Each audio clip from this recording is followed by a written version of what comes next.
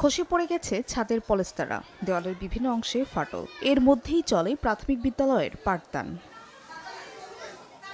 এই চিত্র পিরোজপুরে ৭৭ নম্বর করিমুন্নেসা সরকারি মডেল প্রাথমিক বিদ্যালয়ের। ঝুঁকি নিয়ে শ্রেণীকক্ষে পড়ালেখা করতে হচ্ছে শিক্ষার্থীদের। শুধু এই বিদ্যালয়ই নয়, জেলার ৭টি উপজেলার ১৮৫টি বিদ্যালয় এমন ঝুঁকিপূর্ণ।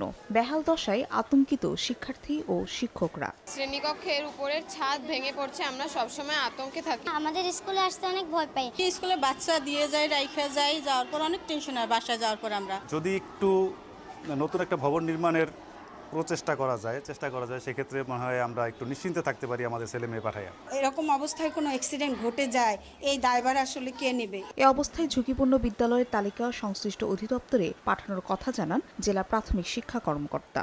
আমাদের প্রাথমিক শিক্ষা উন্নয়ন প্রকল্প ৪ শেষের পথে।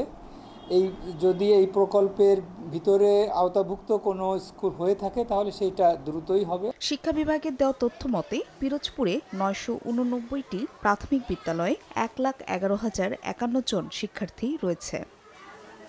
সময় সংবাদ, পিরোজপুর।